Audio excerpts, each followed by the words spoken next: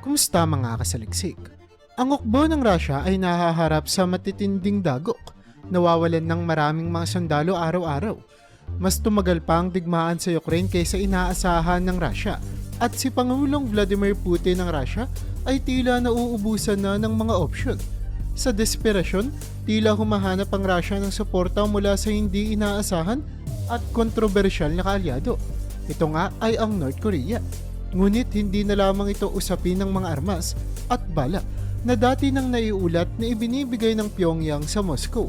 Ngayon, ang balita ay tila mas seryoso. May mga ulat na nagpapahiwatig na ang mga sundalo ng North Korean ay maaaring ipadala sa frontline. Isang alyansang magbubukas ng bagong yugto ng digmaan. Ang tanong, kung handang magbigay ng suporta ang North Korea, ano kaya ang magiging epekto nito sa digmapit sa Mongolian border?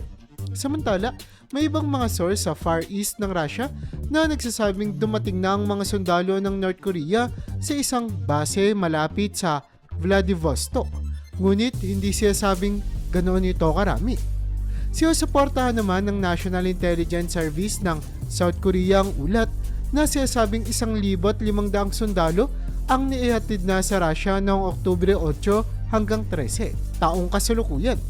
Sakay ng 7 barko, nagsimula na rin dumating ang mga sundalo kasama ang mga uniforme, armas at peking mga dokumento ng pagkakakilanlan bilang mga Russian. Ayon sa NIS, ito lamang ang unang batch at maaaring umabot sa 12,000 ang kabuoang bilang ng mga sundalong ito na maaaring makapagbigay ng malaking epekto sa labanang militar. Inaasahang ang North Korean unit mula Ulan-Ude ay ipadadala sa probinsya ng Kursk sa Russia, lugar kung saan nagtangkang sumalakay ang Ukraine noong Agosto.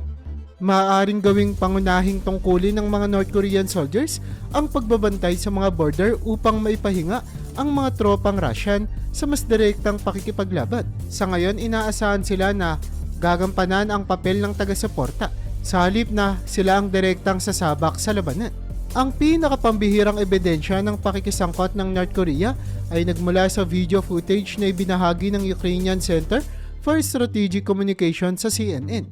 Sa video, makikitang nakapila ang mga sundalong North Korean sa isang training ground sa Russia at tumatanggap ng mga kagamitan. Sa isa pang video, nakuhanan ng mga tropa sa Sergivka training ground na malapit sa border ng Russia at China. Ang mga dokumento naman na ipinamamahagi sa kanila ay naglalaman ng mga opsyon sa sukat para sa mga uniforme. Ang mga salita ay nakasulat sa Russian at Korean. Ayon sa mga ulat ng NIS, ang mga sundalong ito ay tinuturing na mga elite soldiers ng North Korea. Sinasabing personal na ininspeksyon ni Kim Jong-un ang kanilang unit bago ang deployment. Ang mga sundalong ito ay maaaring mga piling kasapi ng espesyal na unit ng North Korea na may mataas na training at higit na katapatan. Bagaman elite, ang mga sundalong ito ay hindi kasing advanced ng mga kilalang espesyal na unit sa ibang bansa tulad ng US Navy SEALs o British SAS. Ang North Korea ay kilala sa kanilang lumang kagamitang militar at hindi tiyak na taktika. Kaya't bagaman sila ay matapat, maaaring hindi sila ganon kasopistikado sa larangan ng modernong labanan. Sa pagdating ng mga tropang ito, umaasa ang Russia na magbibigay sila ng suporta upang mailipat ang mga sarili nilang mga pwersa sa mga lugar na mas nangangailangan ng atensyon. Ang mga kaganapang ito ay nagpapakita ng patuloy na lumalalim na alyansa sa pagitan ng North Korea at Russia at maaaring magbukas ng mas malaking tanong sa mga implikasyon nito sa pandaigdigang seguridad. Ang pakikialam ng NATO ay maaaring maudyok ng sitwasyong ito, lalo na't hindi na lamang ito usapin ng Ukraine kundi ng mas malawak na hinaharap sa pandaigdigang kapayapaan.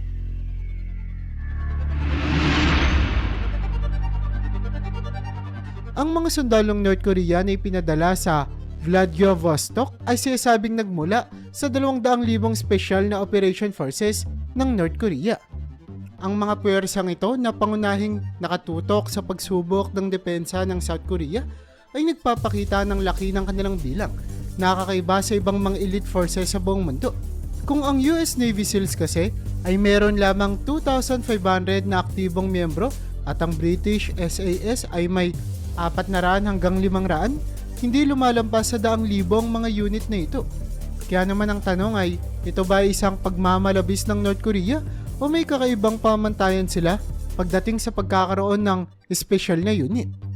Ayon kay Am Hazan, CEO ng Gray Dynamics, isang intelligence firm sa London, hindi may kukumpara ang special unit forces ng North Korea sa NATO o Russia pagdating sa kasanayan.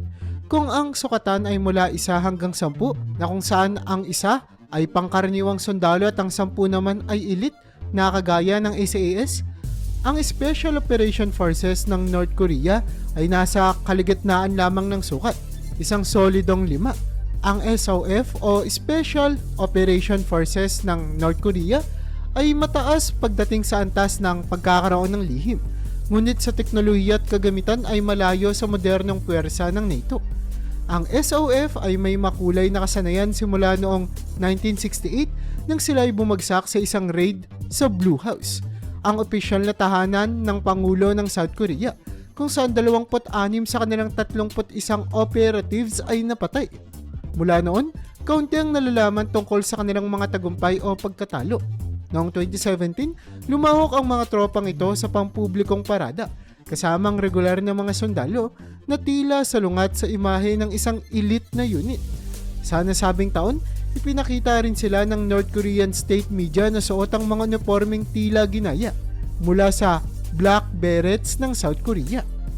Sa kabila ng kanilang kasanayan at katapatan, may mga tanong tungkol sa magiging epekto ng kanilang presensya sa digmaan. Magiging sapat ba ang kanilang mga kasanayan sa harapan o sila'y magiging dagdag na hamon lamang para sa hukbo ng Russia? Isa sa mga pangunahing balakid sa kanilang pagiging epektibo ay ang kakulangan sa pagsasalita ng wikang Russia. Ang komunikasyon sa gitna ng labanan ay napakahalaga, kaya't ang pag-integrate ng libo-libong North Korea na sundalo sa mga unit ng Russia ay hindi ganoon kasimple. Isa pang analis ang nagbanggit ng hirap ng Russia sa integrasyon ng mga bilanggo sa kanilang hukbo kahit mga nagsasalita na ito ng Russian. Sa ganitong kondisyon, mas nagiging komplikado kung walang common na lingwahe ang dalawang panig. Ang digmaan sa Ukraine ay isang brutal na labanan ng lakas kung saan ang tradisyonal na covert operation ay maaaring maging hindi epektibo. Kung walang malinaw na tungkulin, ang mga North Korean ay maaaring maging isang liability imbis na asset ng Russia. Bagaman malaking hukbo ang North Korea na may 1.28 million na aktibong sundalo, kakaunti sa kanila ang may karanasan lumaban sa internasyonal na laban. Ang hukbo ng North Korea ay mas kilala sa kanilang kasanayan sa construction kaysa sa aktwal na labanan, kaya't ang paglahok nila sa digmaan sa Ukraine ay posibleng unang pagkakataon sa internasyonal na digmaan. Ito ay isang malaking hamon. Bukod dito, sinusunod pa rin ng North Korea ang tradisyonal na Soviet na istruktura ng militar. Kaya may mga tanong kung paano nila maiaangkop ang kanilang motorized infantry sa mabilisang taktika ng makabagong digmaan. Sa ganitong labanang puno ng teknolohiya, ang mga makalumang pamamaraan ay maaaring magbigay ng mga hadlang sa kanilang kakayahan.